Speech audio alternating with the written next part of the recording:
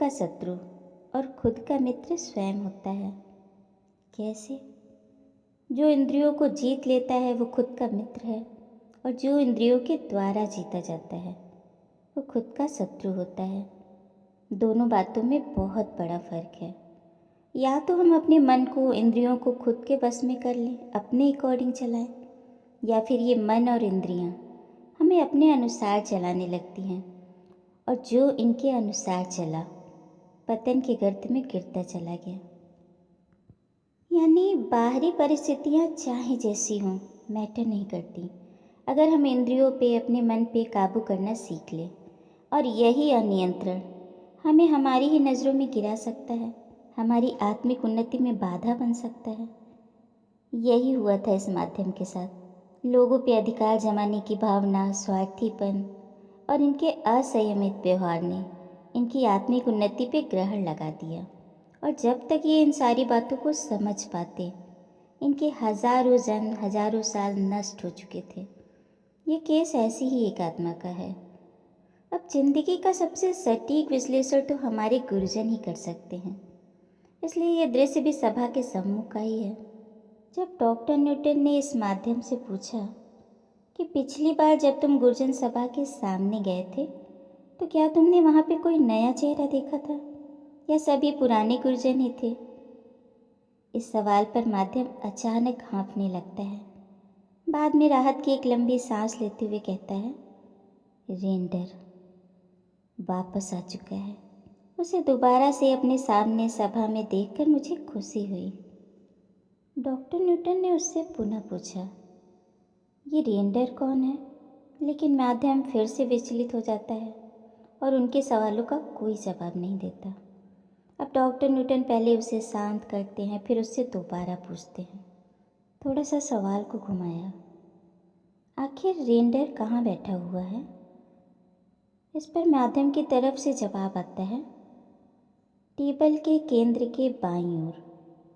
लेकिन माध्यम अभी भी सोचे ही जा रहा है, जैसे कुछ विचार कर रहा हो। उसने फिर कहा, बहुत समय बीत चुका है।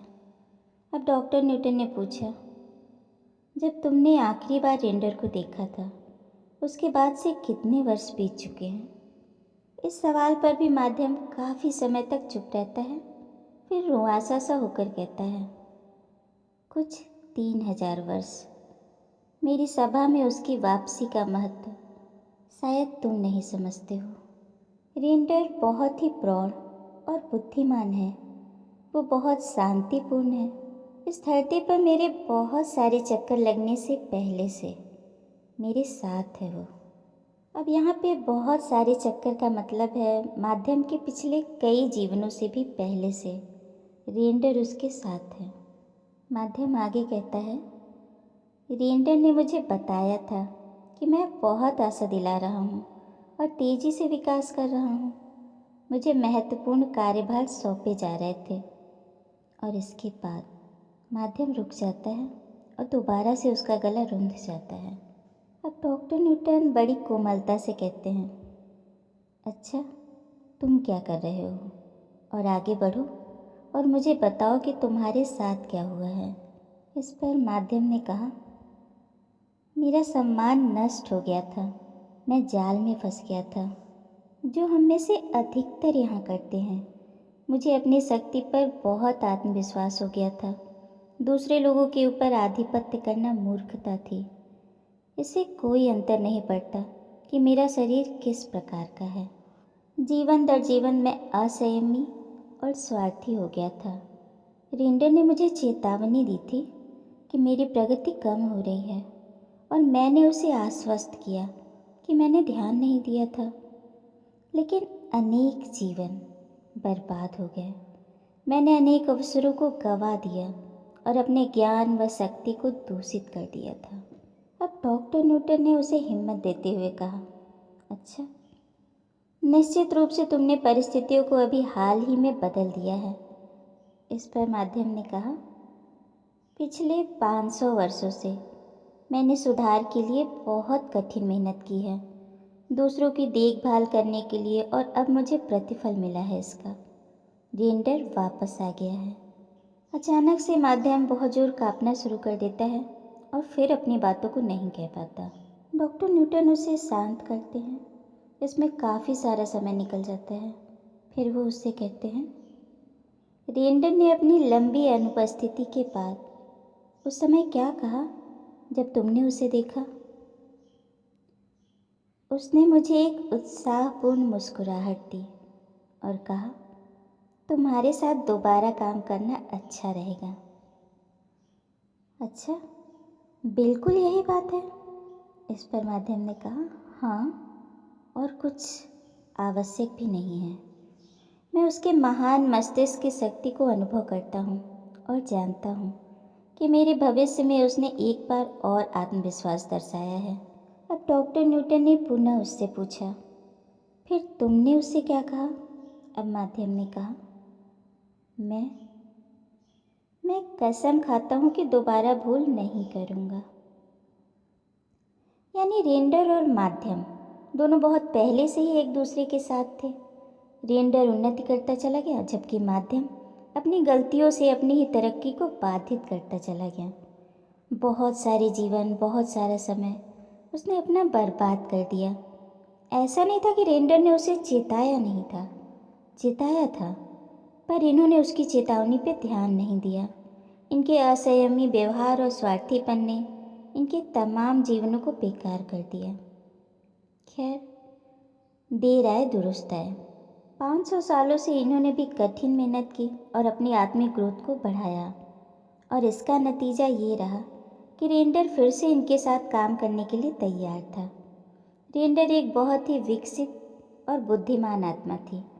वो टिमटिमाते बैगनी लबादे के रूप में माध्यम के सामने आता है। मार्गदर्शक या फिर जो सभासद होते हैं, उनके वस्त्रों को माध्यम अक्सर लबादे के रूप में व्यक्त करते हैं। अब वैसे तो आत्माओं को वस्त्रों की कोई ज़रूरत नहीं होती, वो तो शुद्ध ऊर्जा है ना। उन्हें रहने के लिए ना तो किसी भवन की और ना ही पहनने के लिए किसी लबादे की आवश्यकता होती है। ये सब लाक्षणिक होता है, संकेत उन्हें व्यक्त करने का। जो बहुत उच्च कोटि की आत्माएं होती हैं, उनके पास गहरे बैगनी रंग की आभाएं होती हैं, लेकिन उनके लबादों का रंग अलग अलग हो सकता है। लबादा एक तरह से माध्यम के मन में आदर, प्रतिष्ठा और इतिहास के प्रतीक का एहसास कराता है। हम मनुष्यों में ही देख लीजिए, लबादे को कानून, शिक्षा, धर्म, विज्ञान से जोड़कर देखते हैं। ये लबादे आत्माओं की नैतिक उन्नति के भी प्रतीक होते हैं। अब जो ये लबादों के रंगों की विविधता है, ये लोगों के मन में किसी गुरुजन के लिए किसी पद या श्रेणी का संकेत देती है। ज़्यादातर माध्यम सफ़ेद और बैगनी लबादों का जिक्र करते हैं। अब सफ़ेद रंग देखा गया है कि नौसिखिया आत्माओं का होता है, पर ये जो सफ़ेद रंग है, ये ऊर्जा को ग्रहण करने के लिए होता है, जबकि विकसित आत्माओं का सफ़ेद रंग शुद्धता और स्पष्टता को व्यक्त करता है, ज्ञान और बुद्धि के हस्तांतरण को प्रदर्शित करता है। साथ ही साथ सफ़ेद रंग सार्वभौमिक ऊर्जा के साथ संगत करने और मिल जाने वाले विचारों को भी व्यक्त करता है। वहीं बैगनी रंग बुद्धि और गहरी समझ का प्रतीक है। जामुनी और बैगनी लबादे वाले गुरुजन अपने सामने आने वाली आत्माओं के मामलों को सद्भावना और प्रेम के साथ नियंत्रित करते हैं। काला रंग या काले लबादे का जिक्र किसी भी माध्यम ने नहीं किया, यानी काला रंग आत्मालोक में जल्दी देखने को नहीं मिलता। अब लबादे के साथ साथ गुरुजनों के सिर पर चौकोर टोपियाँ भी देखने का जिक्र कुछ माध्यम करते हैं। ये भी एक तरह से पूर्वज की विशिष्टता को प्रकट करता है। ये सारी चीज़ें एक तरह से उनके गुण, उनकी विशेषता को दर्शाती हैं।